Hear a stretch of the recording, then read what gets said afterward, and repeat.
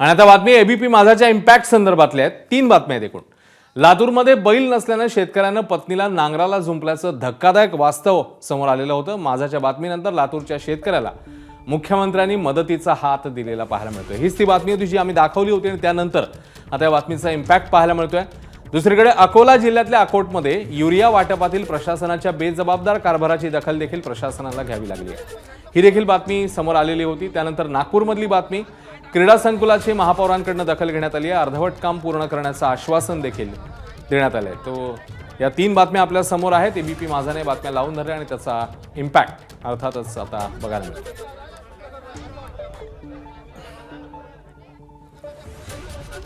आणि या 3ही बातम्या आता आपण सविस्तर बघणार आहोत। बातमी लातूरमधल्या माझाच्या इम्पॅक्टची आहे। वीज कोसळून बैल दगावल्यानं लातूर जिल्ह्यातल्या बोंबळी गावात शेतकरी काशीनाथ गायकवाड यांना आपल्या पत्नीला नांगरणीसाठी बैलासह कामाला लावावं लागलं।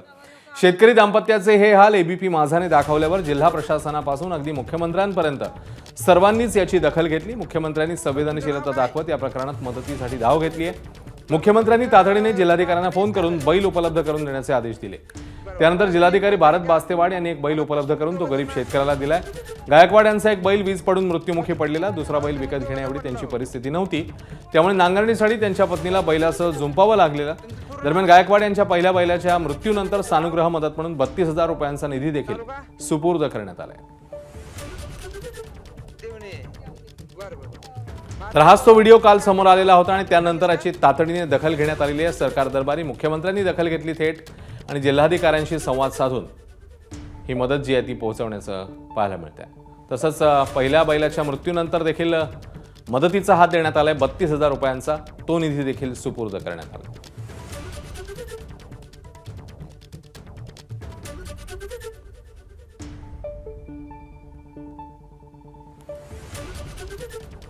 तर प्रशासनाचा तडकाफडकी निर्णय झाला आणि शेतकरी गायकवाड यांना आर्थिक मदत देण्यात आली। सकाळी बांधावर जाऊन बैलही देण्यात आलेला आहे। हा व्हिडिओ व्हायरल झाल्यानंतर अवघ्या एका दिवसात ही पावलं जी आहेत ती टाकण्यात आली। आर्थिक मदत आणि बैल उपलब्ध करून देण्यात आला, त्यामुळे गायकवाड कुटुंबाला हा मोठा दिलासा आहे। तात्काळ आर्थिक मदत मिळाली आणि आमदार संभाजी पाटील निलंगेकर यांच्या हक्क फाउंडेशनकडून 20,000 रुपये देखील देण्यात आल्याचं पाहायला मिळतंय। आता ह्या बैलाला तुम्हाला जोडी आणून दिल्या, तर हे जोडी कोण आणून दिले तुम्हाला? मुख्यमंत्री साहेब आणून दिले साहेब, त्याचा आभार हा, मुख्यमंत्री साहेबांनी पाठवून दिलेत का? पाठवून दिले। बर बर, कलेक्टर साहेबांना बोललेत का? हा, कलेक्टर साहेबाला पाठवून दिले, कलेक्टर साहेब आणून दिले। हा, अजून कोण कोण आले त्यांच्यासोबत? हे रामलिंग भाई आले होते, हा, त्यांनी 20,000 रुपये दिले। बर पुन्हा तहसीलदार साहेब आले, बर बर, त्यांनी मदत म्हणून हे केले। हा, हे आमदार साहेब, हा, आमदार साहेब त्याचा आभार। कोण आहेत तुमचे आमदार साहेब इथले? हे संभाजीराव पाटील निलंगेकर। बर बर, सगळ्यांचे आभार व्यक्त करताय का? आभार मानते। बर बर। आता बातमी राज्याच्या उपराजधानीमधून नागपूरमधून आहे। कामगारांच्या मुलांसाठी कोट्यवधी रुपये खर्च करून उभारण्यात येणारं क्रीडा संकुल गेल्या 23 वर्षांपासून अर्धवट अवस्थेत धुळखात पडून आहे। नागपूरच्या मौजा हरपूर इथले क्रीडा संकुल कामगार कल्याण मंडळाने बांधायला घेतलेलं, मात्र 2 दशकाहून अधिक काळ लोटला तरी हे काम पूर्ण होऊ शकलं नाहीये। आज हे संकुल खेळाडूंच्या सरावाऐवजी कचरा, भंगार आणि गुंडांचा अड्डा बनलंय। फुटबॉल, तिरंदाजी, ॲथलेटिक्स, स्विमिंग, बॅडमिंटन आणि लॉन टेनिस अशा सर्वच क्रीडा प्रकारांसाठी इथे कोट्यवधींचं बांधकाम करण्यात आलंय। आज या आंतरराष्ट्रीय दर्जाच्या सुविधा भंगाराच्या ढिगाऱ्यात हरवल्या आहेत। मैदानावर खेळाडूंऐवजी मद्यपींचा धुमाकूळ सुरू असतो। धक्कादायक बाब म्हणजे भूमाफियांनी क्रीडा संकुलाच्या अवतीभोवतीची पार्किंगची जागा अतिक्रमण करून बळकावली आहे। नागपूरच्या क्रीडा विश्वाला दिशा देणारं हे संकुल केवळ अधिकाऱ्यांच्या अक्षम्य दुर्लक्षामुळे उद्ध्वस्त होत आहे।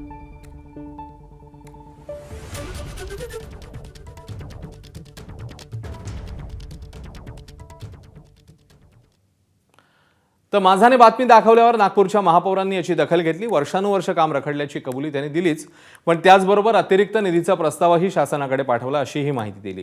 अर्धवट बांधकाम लवकरच पूर्ण करून घेऊ असं आश्वासनही त्यांनी दिलंय।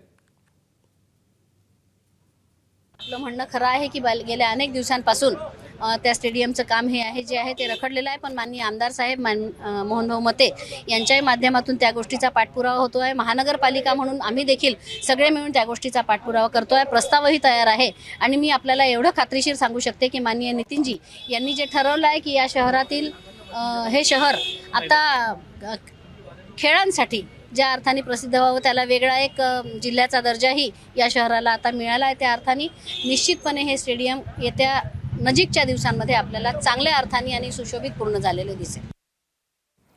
इकडे अकोला जिल्ह्यातल्या अकोटमध्ये युरिया वाटपातील प्रशासनाच्या बेजबाबदार कारभाराची दखल प्रशासनाला अखेर घ्यावी लागली आहे. आज सकाळपासून एबीपी माझाने अकोटमधल्या शेतकऱ्यांच्या अडचणी सातत्याने महाराष्ट्रासमोर मांडल्या आणि प्रशासन मग जागं झालं. कृषी केंद्रावर तातडीने कृषी अधिकाऱ्यांना पाठवण्यात आलं. त्यांच्या उपस्थितीत शेतकऱ्यांना कुपन वाटपाची प्रक्रिया सुरू करण्यात आली. युरिया मिळवण्यासाठी अनेक शेतकऱ्यांना कृषी केंद्राबाहेर रात्रभर जागून थांबावं लागलं होतं. या संपूर्ण घडामोडीनंतर आता प्रशासनाने परिस्थिती नियंत्रणात आणण्याचा प्रयत्न सुरू केला आहे. मात्र शेतकऱ्यांमध्ये प्रचंड संतप्त भावना पाहायला मिळते.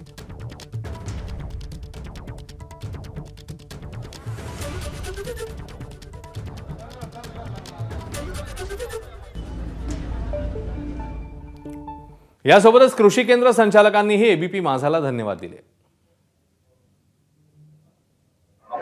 एबीपी माझाच्या बातमीनंतर या ठिकाणी काय बदल घडला, आपल्यासोबत आहेत शरद घुगे.